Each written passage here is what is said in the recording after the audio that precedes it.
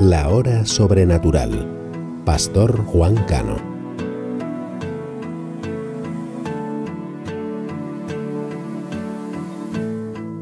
No te veo, pero te siento. Saca este momento para elogiarte. Estoy agradecido, y aunque otros no te piensen, yo te pienso. Cristo, creo en ti, eres más que mi vida. Cristo, creo en ti. He venido a decir cosas lindas de ti. Santo,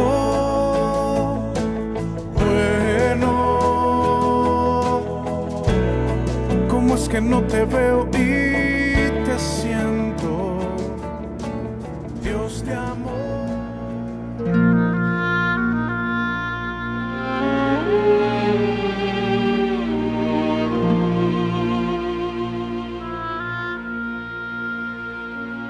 Juan a las 7 iglesias que están en Asia. Gracia y paz a vosotros, del que es y del que era, y que ha de venir, y de los 7 espíritus que están delante de su trono, y de Jesucristo, el testigo fiel, el primogénito de los muertos, y el soberano de los reyes de la tierra, al que nos amó y nos lavó de nuestros pecados con su sangre, y nos hizo reyes y sacerdotes para Dios, su Padre. A Él sea gloria e imperio por los siglos de los siglos. Amén.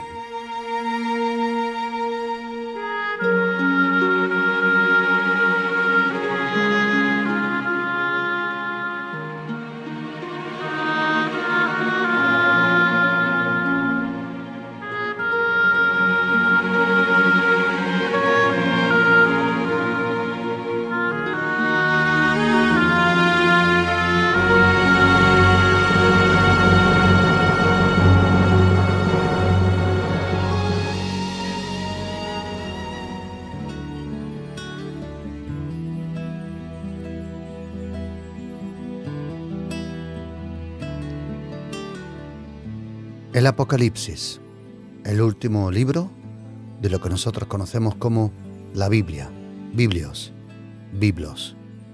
la biblioteca pequeña.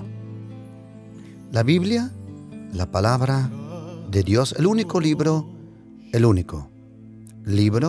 en esta tierra tiene la fuerza, la autoridad y el respaldo de llamarse palabra de Dios. La Biblia es la palabra escrita. Cristo es la palabra encarnada. Y luego hay otra cosa que se llama rema, que es la palabra hablada. La Biblia contiene 66 libros, 39 en el Antiguo Testamento, 27 en el Nuevo Testamento. La Biblia empieza como ningún otro libro en esta tierra empieza. La Biblia empieza antes que el principio. La Biblia nos dice y nos habla de un tiempo que se llama eternidad. Eternidad no es un tiempo largo que viene, sino es un tiempo que nos acompaña desde eternidades. La eternidad, el tiempo eternidad, en griego eonos, es un tiempo no que viene y que es largo, sino en primera línea es un tiempo presente, o mejor dicho, comienzo y sin fin. La eternidad no es un tiempo que nosotros nos podemos imaginar, o mejor dicho, que podemos medir con el reloj, cronológicamente. La eternidad se va más allá de nuestro comprendimiento. La eternidad es una dimensión a lo cual la Biblia le llama el mundo espiritual, lo invisible. El apóstol Pablo dice que lo invisible es eterno y lo visible es temporal. Y tiene razón. Nada de lo visible es eterno. Nada. El mundo pasará, el cielo pasará, las estrellas pasarán. Y dice la Biblia en este libro que Dios el Padre hará un nuevo cielo y una nueva tierra. Un nuevo cielo y una nueva tierra. Y dice, porque lo primero pasó. Y en este último libro, llamado El Apocalipsis, escrito por uno, o mejor dicho, recibido por uno de los 12 apóstoles del Señor Jesucristo, su nombre Juan, probablemente entre la edad de 86 a 92 años de edad, él estaba en una isla llamada Patmos. Él estaba allí preso, condenado a cadena perpetua, por un emperador romano que se llamaba Domiciano. Y Domiciano, él fue emperador romano del año 81 al 96 detrás de Cristo. Antiguamente, cuando los emperadores romanos, cuando venían las legiones, mejor dicho, las legiones romanas, le estaba prohibido entrar en Roma. Las legiones romanas nunca podían entrar en Roma. Y en Roma, allí cuando los generales entraban con los presos, eso sí estaba permitido. Allí, cuando entraban a Roma y hacían un desfile para festejar la victoria de una batalla, entonces el emperador romano muchas veces estaba allí en una de las escaleras, sentado en un trono blanco. Pero muchas veces él se dejaba festejar. Aunque él no estuvo en esa batalla, él iba en un carro con un caballo blanco. El carro iba guiado por un soldado. Era forrado de marfil y de oro, muy precioso, en blanco todo. Y estaba el emperador romano en ese carro. Y detrás del emperador había un hombre que tenía una rama de laurel en la mano. Y las multitudes le decían al emperador romano, le decían de todo. Dios, le decían, emperador romano, Heil César, Heil emperador. Pero, mejor dicho en latín, Ave César, Ave emperador. Y cuando el público le chillaba y lo elevaba, el hombre que iba detrás del emperador con ese ramo de laurel en la mano, continuamente le decía al emperador un mensaje en el oído. Y solo él lo podía oír, no la multitud. Y ese hombre, él no tocaba con el laurel, no tocaba la cabeza del emperador, sino la dejaba así sobre el aire flotando. Y todo el tiempo le decía este hombre al emperador, que no se te olvide que eres un hombre, que no se te olvide que eres un hombre, que no se te olvide que eres un hombre, que no se te olvide que eres un hombre. ¿Sabes, querido? Eso, aquel hombre se decía continuamente al emperador romano para que no se olvidara que era un hombre. El primer emperador que prohibió a ese hombre detrás suya y realmente se puso el laurel en el carro blanco con marfil, caballo blanco, y daba en las procesiones allí, daba vueltas, y nadie había detrás de él que le estaba advirtiendo que él solo era un hombre y no un Dios. El primer fue Domiciano. Domiciano fue el primero que él mismo se autonombró Dios y Señor, Kyrios en griego. Y ese Domiciano fue el primero, aunque Nerón estuvo antes que él y Calígula y otros estuvieron también como César, pero ninguno empezó a perseguir a la iglesia como Domiciano, ninguno.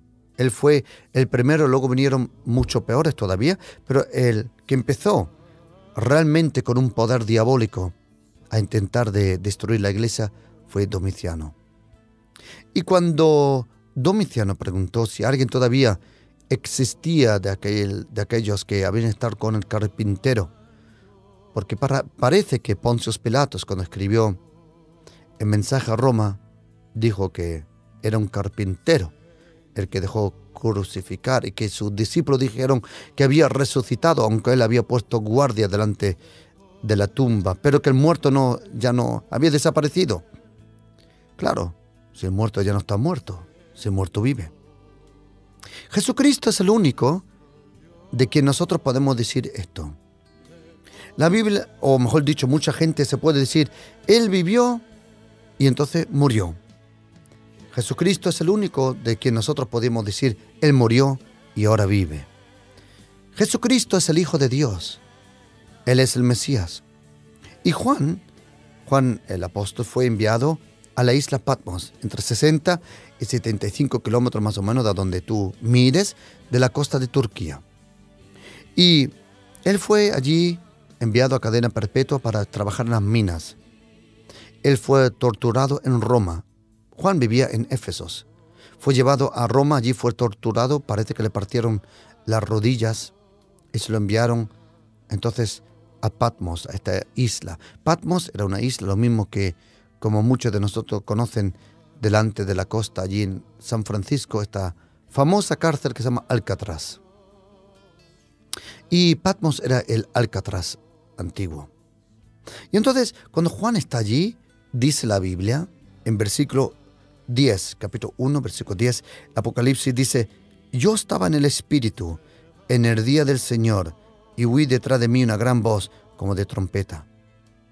Y entonces, el Señor le revela, Jesucristo le revela, a través de su ángel, a Juan, lo que va a venir.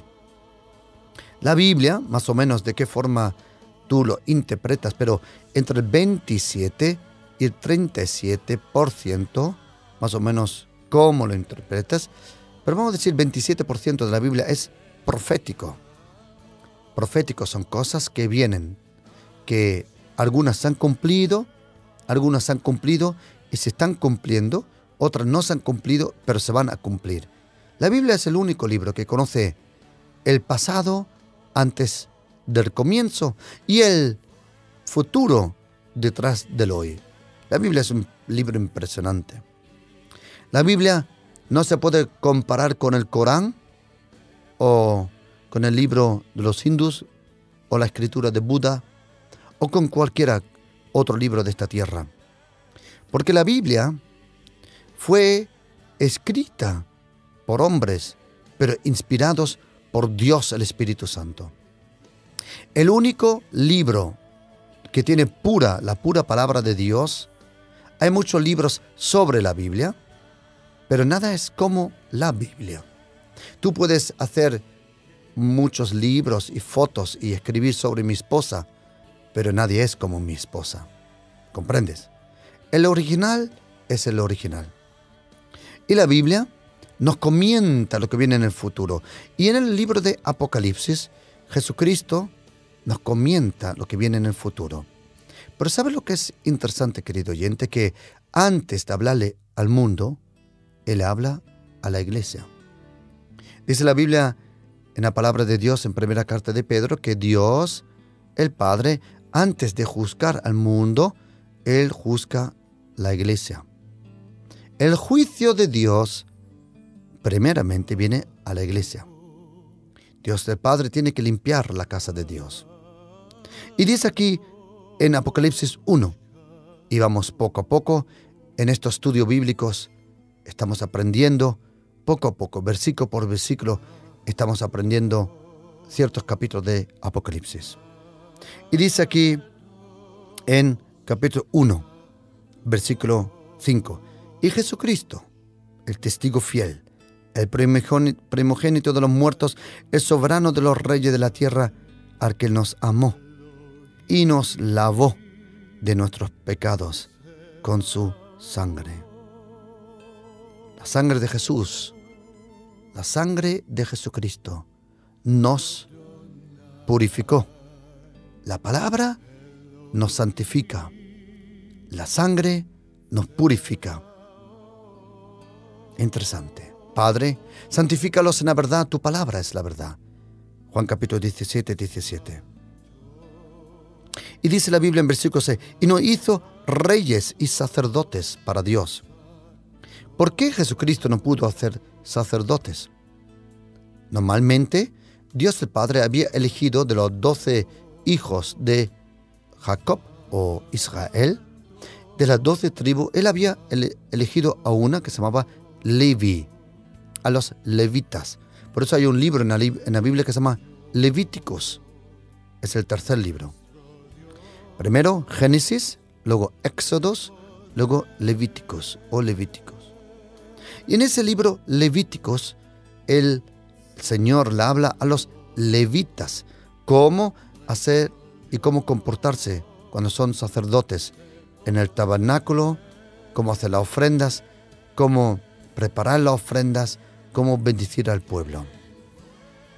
Y es interesante que Jesucristo, nuestro Señor, es el sacerdote. Déjame explicar, 2 sacerdocios. La Biblia conoce 2 clases de sacerdotes. Uno, según la tribu de Levi.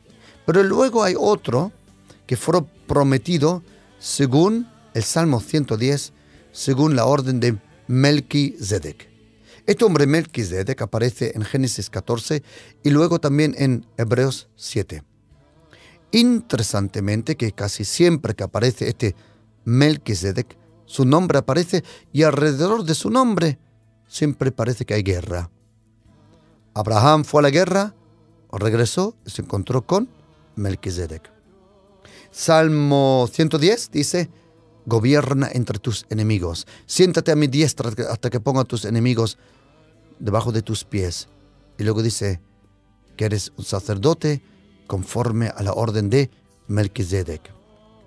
La Biblia dice que Jesucristo es sacerdote conforme a la orden de Melquisedec. ¿Por qué? Porque nosotros sabemos que el Señor Jesús, el Mesías, vino de una tribu que se llamaba Judá.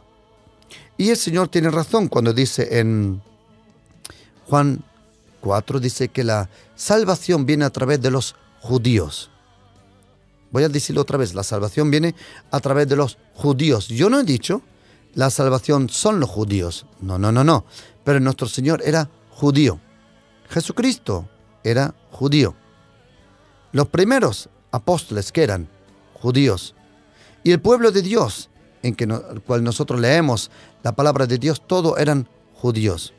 Significa que cada cristiano que por lo menos esté un poco sano en el cerebro, antes o después, vienes a tener cierto amor y cariño al pueblo de Israel. Los cristianos no han sustituido a los judíos al pueblo de Israel. No. Ellos tienen un pacto con Dios, el Padre. Y nosotros tenemos un pacto con el Padre, el Hijo y el Espíritu Santo a través de esta sangre que hemos leído aquí. Jesucristo nos hizo a todos sacerdotes.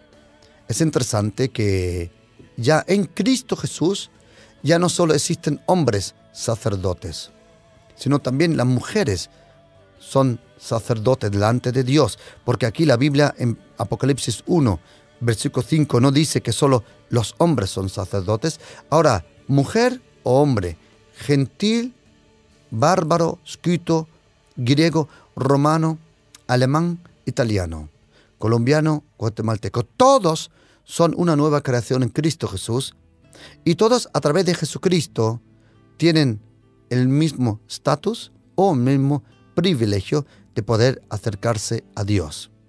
Antiguamente, para hacer el sacerdocio según los levitas, tenías que ser primero judío. Segundo, no podías tener ninguna falta en tu familia, en tu cuerpo, en tu vida. Y luego tenías que venir de una tribu, de los levitas. Y luego, si tenías suerte, entre los levitas también había cierta orden. Algunos llevaban la tienda, el tabernáculo lo llevaban a cuestas, en el hombro, otros edificaban el tabernáculo y otros ministraban en el tabernáculo. Significa que tenías que tener mucha suerte para ser un sacerdote. En Cristo Jesús no. En Cristo Jesús, seas católico, evangélico, metodista, baptista, bautista, lo que seas, anglicano, todos nosotros que creemos en Jesucristo, delante de los ojos de Dios, somos sacerdotes, según la orden de Melquisedec. Y es interesante que ese sacerdocio, dice la carta de Hebreos, que tiene mejor sacerdocio, porque tiene mejor promesas y mejor sangre habla para nosotros. Interesante. El orden de Melquisedec tiene mejor promesas, mejor pacto. Todo se puede encontrar en el libro de la carta de los Hebreos. Y dice que Jesucristo nos lavó con su sangre. Y querido, mire, todos nosotros hemos pecado. Todos nosotros hemos pecado. Todos. Y ahora viene otro problema. Todos nosotros seguimos pecando. El que me diga que no ha pecado, como aquella mujer, una mujer me vino y me dijo: pastor, hace 12 años que no he pecado. ¿Qué estaba haciendo en ese momento? En ese momento estaba pecando cuando me dijo eso. ¿Sabes, querido? Nosotros sabemos que estamos en el mundo, pero no somos del mundo. Y poco a poco el Señor, Él hace un milagro en nuestra vida. O déjame explicar una cosa. Toda persona que cree en Jesucristo instantáneamente está salvada. Pero no instantáneamente está en una vida completamente perfecta de santo.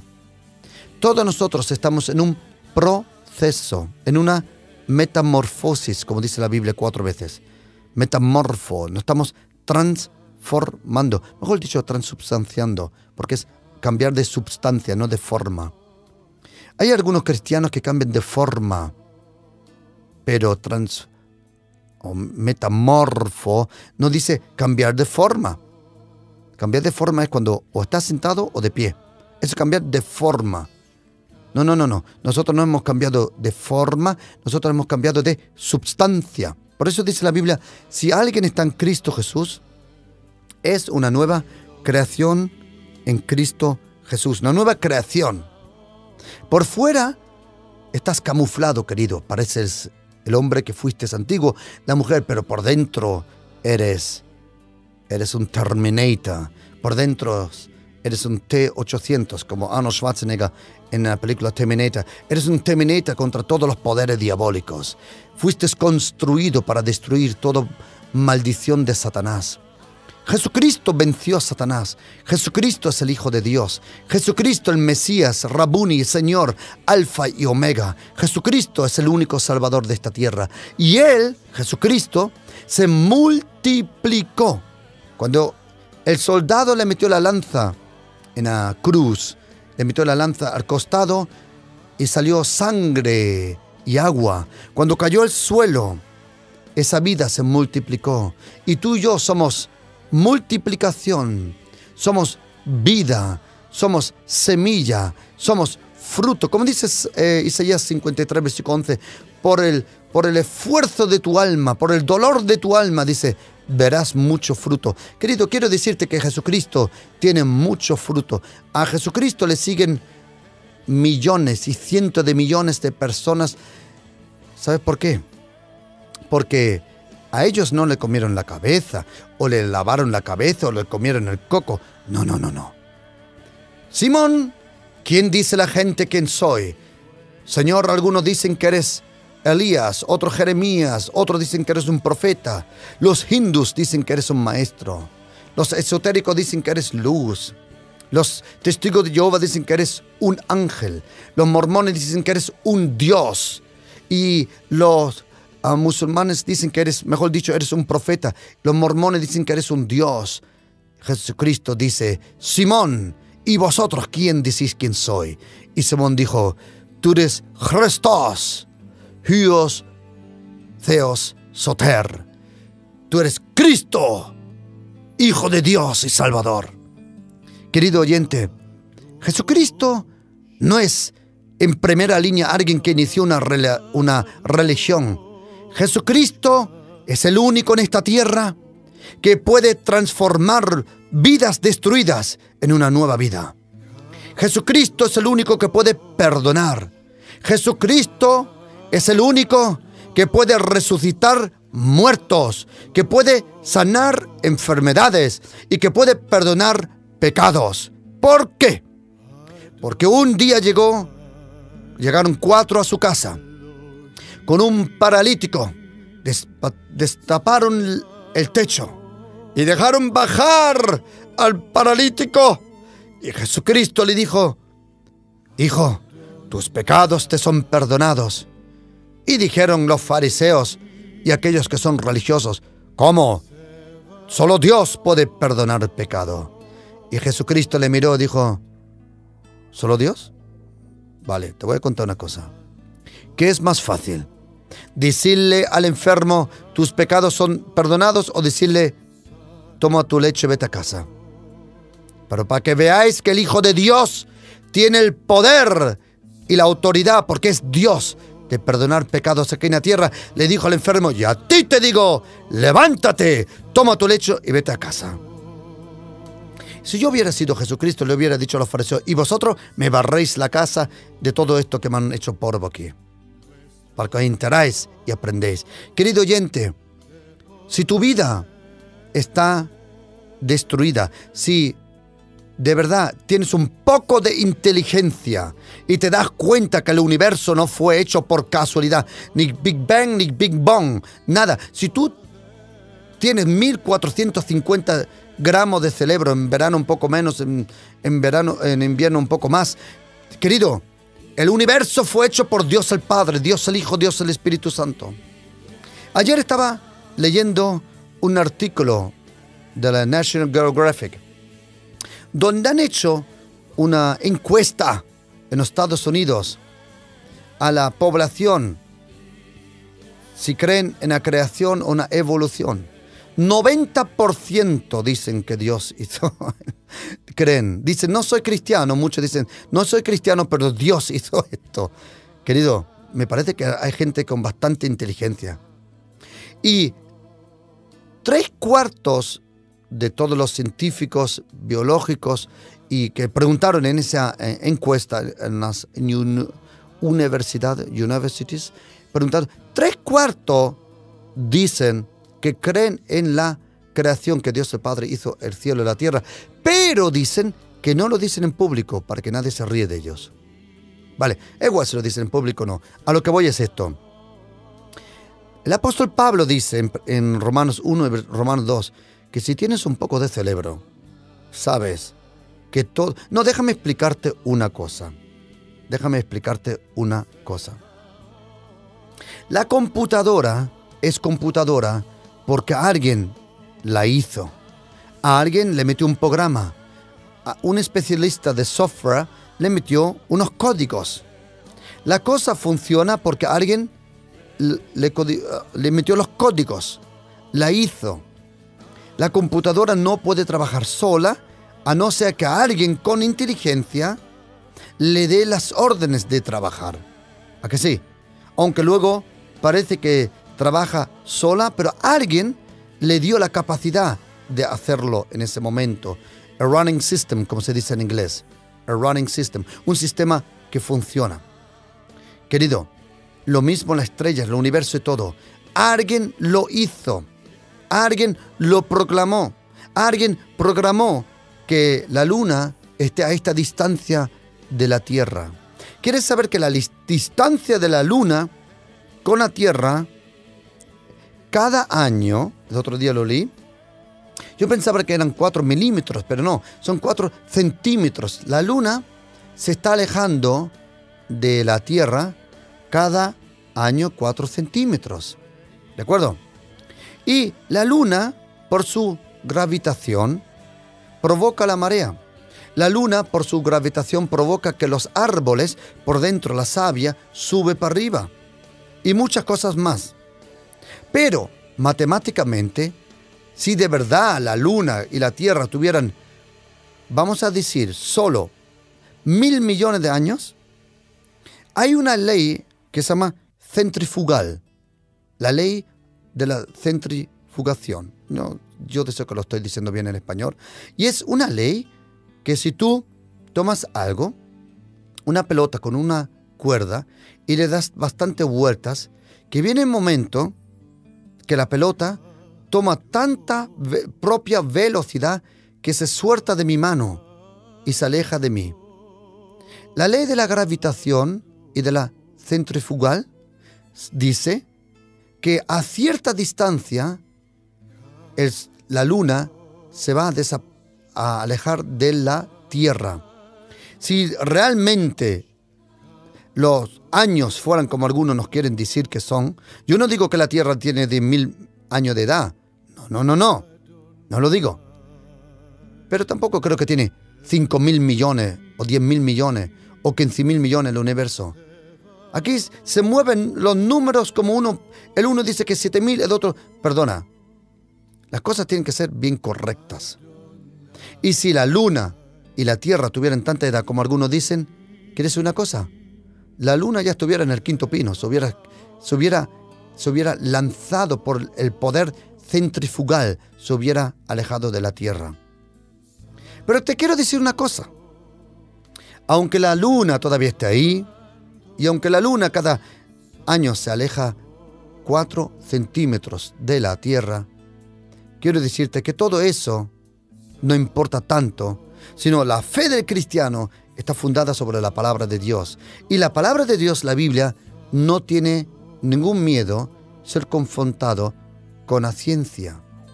Como dijo un escritor inglés, la Biblia no fue escrita para tapar los agujeros negros de la ciencia. Donde la ciencia no tiene respuestas, ahí viene la creación. No. En el principio, Dios creó los cielos y la tierra. Y al fin, dice la Biblia en este libro, Apocalipsis, Dios creará un nuevo cielo y una nueva tierra. Y dice aquí la Biblia, en Apocalipsis, capítulo 1, dice, versículo 7. He aquí que viene con las nubes. ¿Quién viene con las nubes? ¿Aquel que se fue con las nubes? Los ángeles dijeron, ¿veis a ese que se fue con las nubes? Así como se fue, así regresa. Y he aquí el que viene con las nubes, y todo ojo le verá. Y lo que le traspasaron. Interesante. Y lo que le traspasaron. Este pasaje, lo que le traspasaron, viene del profeta Zacarías. Es interesante que en el Apocalipsis, en el texto griego, tiene 404 versículos. El Apocalipsis, en el texto griego básico, tiene 404 versículos. Y de esos 404 versículos, hay más de 518 veces que se menciona o se cita el Antiguo Testamento.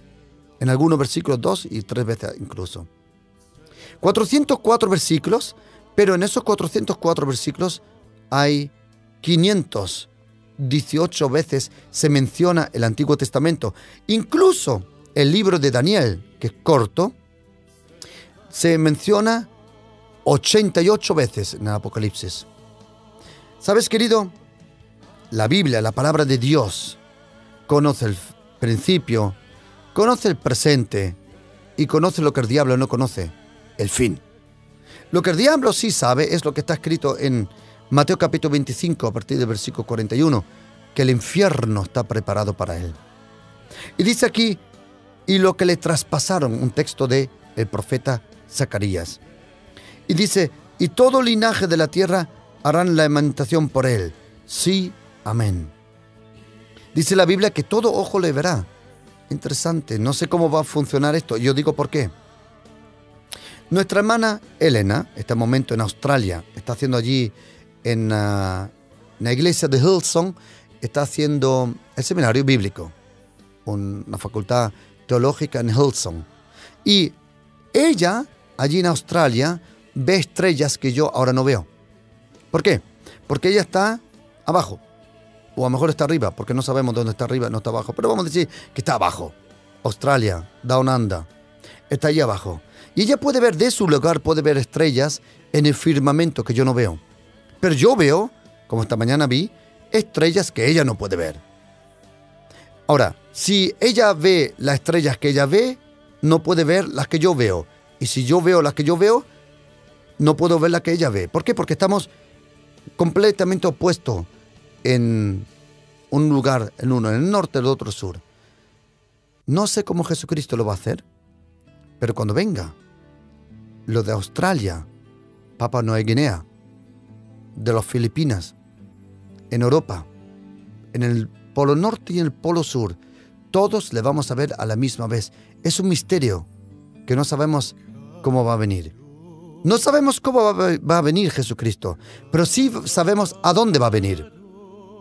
¿Sabe a dónde va a venir Jesucristo? Va a regresar a Jerusalén. Jesucristo regresa a Jerusalén. Y hay una puerta preparada en la puerta de Jerusalén, en los muros de Jerusalén, que se puede ver desde el Monte de los Olivos, el Jardín Getsemaní. Se puede ver una puerta que le llaman la Puerta de Oro. Hoy en día está cerrada con ladrillo. Y los musulmanes han puesto delante de esa puerta un cementerio. Aposta. Porque saben que los judíos y los cristianos saben que el Mesías va a venir por esa puerta. Los cristianos sabemos que el Mesías ya vino, y si viene otra vez es la segunda vez. Los judíos creen que viene por primera vez. Nosotros sabemos que vendrá por segunda vez. Y cuando llegue Jesucristo de nuevo, va a entrar por la Puerta de Oro, allí en el muro de Jerusalén, y muchos de vosotros que vaya a ir con nosotros a Jerusalén en noviembre lo vaya a ver. Ahora, los musulmanes han puesto un cementerio delante de aquella Puerta de Oro para que no regrese. Qué pena que no saben que a donde Jesucristo regresa los muertos resucitan. En el momento que Jesucristo regrese y ponga pie sobre el Monte de los Olivos, todos los muertos van a resucitar. Todos los muertos van a resucitar, porque todos tienen que presentarse delante del trono de Dios para ser juzgados. Todos, los buenos y los malos. Y dice la Biblia, versículo 8, dice aquí un versículo impresionante, dice: yo soy el alfa y la omega, principio y fin, dice el Señor, el que es y el que era y el que ha de venir, el Todopoderoso. ¿Sabe, querido? Jesucristo dice: yo soy alfa y omega. Bueno, alfa, la primera letra en el alfabeto griego, alfa, y omega es la última, es semejante al castellano, la A y la Z. Yo soy alfa y la omega. Jesucristo no solo tiene la última palabra, querido, Jesucristo también tiene la primera palabra. Él tuvo la primera palabra, en el principio era el verbo. Él es la primera palabra y Él será la última palabra. El otro día, con mi hija, mirando un reportaje, hay reportajes bien raros. Y uno de ellos es ¿qué pasará el día cuando venga un meteorito grande y destruya el mundo? Y estábamos mirando y por casualidad lo miramos y le dije a mi hija: Zoe, tranquila, querida. Ella me dijo: papá, ¿así es? ¿Lo dice eso la Biblia? Digo: no. Dije: tranquila, querida. El que encendió la luz en la tierra es aquel que la va a apagar. Querido, quiero decirte un secreto. Si Satanás pudiera, él hoy mismo dejaría explotar todas las bombas atómicas de la tierra. Él odia al ser humano. Él odia todo lo que es vida. Nosotros no tenemos idea de lo perverso y malo que es el tarao. No te lo imaginas. Él es tan malo, que lo único la única vez que él siente gozo, algo como gozo, es en la destrucción. Él matando se goza. Él violando es un perverso y por eso va a ir al infierno eternamente. El Señor lo va a lanzar al lago de fuego, se va a quemar. Eternamente se va a quemar y va a chillar eternamente dolores. Ay, qué día más lindo será ese. Y no solo él, sino todos los demonios también. Por eso los demonios tienen miedo. Nosotros cristianos no tenemos que tenerle miedo a los demonios. Nosotros no tenemos miedo a no devil, no demon, a ninguno. A ninguno. Y sabes, querido, si Satanás podía, él quería destruir el mundo. Pero Dios ha dicho, sabes, querido, el copyright, el derecho de autor de encender y apagar la luz en el mundo, la tengo yo. Y te digo por qué. El que paga la corriente es el que paga la factura de la corriente es aquel que va a pagar la corriente, la luz. El que paga la factura de la corriente es Dios el Padre. Él hizo el sol, Él hizo la luna, Él hizo el oso menor, el oso grande y todos los osos que por ahí volando como estrellas. Querido, dice el Señor, yo soy Alfa y Omega. ¿Sabe lo que a mí me encanta? Alfa y Omega. En griego, en la literatura griega, el Alfa y el Omega significa que cuando dice el Señor, yo soy el Alfa y Omega, significa que Él es el Alfa y todas las letras que hay entre Alfa y Omega. Otra vez, todas las letras entre Alfa y Omega, eso es Jesucristo, tiene todas las letras. ¿Sabe lo que me enseña eso? Que al diablo no le ha dejado ni una letra. Y si el diablo se escribe en español, porque viene del griego, con D, I, A, B, L, O. Si el diablo, su nombre se llama diablo, quiero decirte, y ahora oye, que Jesucristo le prestó las letras, porque ni tenía letras el diablo para escribir su nombre. Pero vendrá el día que Jesucristo hasta las letras le quitará del nombre y lo enviará al infierno. What a wonderful day, como dijo Cheshmo Louis Armstrong. Wonderful day. Yo soy el Alfa y el Omega, principio y fin. Jesucristo es el único. No Mahoma, no Buda, no Confucio, no Zaratustra, no el taoísmo, no el Dalai Lama. Nadie puede decir, yo soy el principio y el fin. Impresionante. Querido, solo hay un Dios, solo hay un Señor, solo uno que no te tomen el pelo. Que no, solo existe uno, porque si existen dos, uno de los dos es mentira. Querido oyente, o Jesucristo es el único Salvador, el único Dios, el Padre, el Hijo y el Espíritu Santo, o todos los otros son dioses, porque no puede haber dos o tres o cuatro o cinco o seis, solo uno. Dice, yo soy el Alfa y el Omega. Y dice el versículo 9, y ahora escribe Juan y explica por qué él estuvo en la isla. Yo, Juan, vuestro hermano y compartícipe vuestro en la tribulación, en el reino y en la paciencia de Jesucristo, estaba en la isla llamada Patmos por causa de la palabra de Dios y del testimonio de Jesucristo. ¿Sabes? Dice él, yo estuve por causa de la palabra perseguido. Hay una parábola, bueno, el Señor aproximadamente nos dijo 49 parábolas. Bueno, hay unos cuantas más o menos, pero igual, 49 parábolas. Y una de ellas le llaman la parábola del sembrador. Esta parábola se puede encontrar en Mateo capítulo 13, Marcos 4 y Lucas 8. Es interesante lo que dice el Señor cuando habla en Lucas 8. Dice que algunas de las palabras fueron sembradas en el camino, dice. Otras entre piedras. Y luego dice otras entre espinos. Y dice aquí la Biblia, la que oyeron entre los espinos, estos son lo que oyen, pero yéndose son ahogados por los afanes y las riquezas. El apóstol, o mejor dicho Pedro, predicando en Roma, cuando escribe Marcos, el Evangelio de Marcos, en Marcos 4, dice una razón por qué viene persecución a tu vida.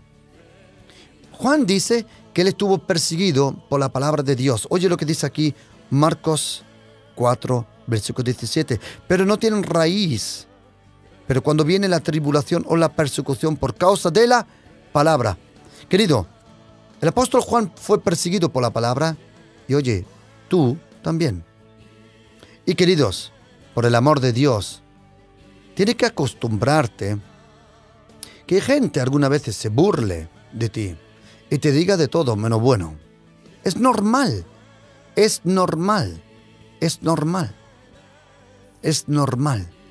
Pero quiero decirte que tienes que estar firme, como dice el Apocalipsis, tienes que ser un testigo fiel en el Señor. Juan fue por causa de la palabra a la isla Patmos, y tú, algunos colegas, compañeros de trabajo, familiares, algunas veces se ríen de ti por causa de la palabra. Pero tranquilo, estás en buen acompañamiento con Juan allí en las minas de Patmos. Y dice la Biblia, yo estaba en el Espíritu en el día del Señor. Apocalipsis 1, versículo 10. Yo estaba en el Espíritu en el día del Señor. Y oí detrás de mí una gran voz como de trompeta. Bueno, yo te confieso que no sabía muy bien lo que significaba este versículo como trompeta. Es interesante que en la Biblia aparece el shofar. El shofar, no estoy hablando del sofá donde te sientas, sino del shofar. Shofar se tomaba del cuerno, ¿de acuerdo? Y del shofar se dejaban salir tonos, ¿sí? Se soplaba, y se soplaba el shofar cuando iba el sumo sacerdote a lo santísimo, o en tiempo de guerra, o también cuando el pueblo de Israel dio las vueltas a Jericó, cuando vino en Josué a Jericó, y entonces dejaron sonar el shofar. El shofar tiene un poder profético, pero uno tiene que saber en cuál momento hay que dejar sonarlo, y te digo por qué. Yo no sabía este versículo, dice la Biblia, y yo oí detrás de mí una gran voz como de trompeta, como de shofar. Un día yo estuve en un culto en Alemania y estaba sentado adelante. Y lo que no vi es que vino uno con una trompeta, pero un shofar de esta de casi 1 metro de longitud. Y el pobre no se dio cuenta y le dio a toda pastilla al lado de mi oído. Querido, me sacó casi el cerebro por el otro oído. Me metió todo el sonido por ese oído y me dejó casi sordo. Y cuando dice el apóstol Juan que oyó una voz como de una trompeta, es que la voz de Cristo, oye, contiene todos los tonos de Dios a la misma vez. En una trompeta se pueden hacer muchos tonos, tú lo sabes. Sheshmo Louis Armstrong, tienes que oírlo, como él tocaba la trompeta. Y cuando uno toca la trompeta, toca muchos tonos con ella.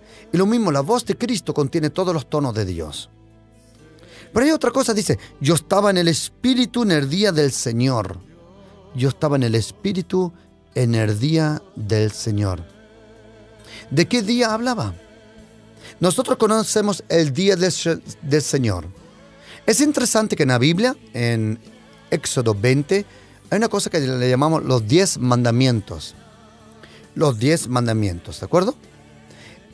Y los 10 mandamientos contienen en hebreo 174 palabras. Bueno, ahora, de esas 174 palabras, 1/3 de todas las palabras solo es para un mandamiento. El mandamiento de no matar dice, no matarás. De no hacer el adulterio se llama, no adulterarás. De no mentir se dice, no mentirás. Ya está. Punto corto, preciso. Pero el mandamiento del Shabbat, del sábado, mejor dicho, no del día como sábado, sino del día del Señor, eso es lo importante, que es el día del Señor, contiene 1/3 de todas las palabras. Significa que Dios el Padre se toma para el mandamiento del día de reposo las máximas palabras.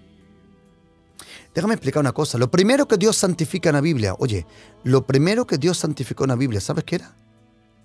El Shabbat, el día de reposo. Porque dice, y Dios creó los cielos y la tierra, y uno me vino y dice, pastor, ¿de verdad usted cree? Me dijo un joven, que Dios creó el cielo y la tierra en 7 días. Dije, no. En 6 días, sí. En 6 días lo creó, y en el 7º descansó. Y el único día que Dios, el Padre, santifica es el día del Shabbat. Y ahora, oye, es la primera cosa que santifica en la Biblia. Lo primero que Dios santifica en la Biblia es el Shabbat, el sábado. Ahora, la pregunta es esta: ¿cuál es el día del Señor? Si tú le preguntas a un judío cuál es el día del Señor, él te dice el Shabbat. Si tú le preguntas a un cristiano, evangélico, católico, lo que sea, él te dice, no, el día del Señor es el domingo. Vale. En la carta de los Hebreos dice que el día del Señor, en primera línea, no es un día de una semana, sino es un reposo. Y nuestro reposo es Cristo. Dice la Biblia, carta de Hebreos, capítulo 4. Significa que el día del Señor puede ser un Shabbat, puede ser un domingo, puede ser un lunes, puede ser un martes, puede ser un miércoles, porque dice, es el día del Señor. Si no me equivoco, todos los días son del Señor. Yo no creo que el domingo sea del Señor y el lunes del diablo, aunque alguna vez te parece. Yo no creo que el Shabbat el sábado es del Señor y el domingo del diablo. No. El día del Señor puede ser cualquier día, mientras conozcas a Cristo y hagas un día de reposo real para descansar en el espíritu y en el alma. ¿Sabes, querido? Dice, en el día del Señor yo estaba en el espíritu. Querido, yo deseo que cuando vayas a la iglesia estés en el espíritu. Bueno, por lo menos cuando regreses a casa. Algunas veces hay un versículo en el profeta Isaías que es impresionante. Dice esto, oye, de noche te busqué con mi alma y por la mañana te encontré en el espíritu. Uno alguna vez empieza con su alma a buscar al Señor, pero lo encuentra con el espíritu. Qué versículo más lindo. ¿Sabes, querido? Algunas veces llegamos al culto, a la iglesia, a adorar a Dios y tenemos la mente llena con todo, menos con Dios. Pero ¿quién de vosotros se ha dado cuenta que uno se llena en la iglesia? Estoy hablando de un lugar sano y santo donde realmente está la presencia de Dios. Oye, querido, es como una gasolinera. Llenas el combustible, se llena. Y te vas a casa lleno con Dios. Absolutely full. Lleno. ¿Sabes, querido? En el día del Señor yo estaba en el espíritu. Querido, te deseo que de nuevo en el día del Señor empieces a estar en el espíritu. El día del Señor no es para renovar. El día del Señor no es para ganar dinero. El día del Señor, sea cual sea en tu vida, es para estar en el espíritu. Y querido, eso lo deseo de todo corazón para tu vida.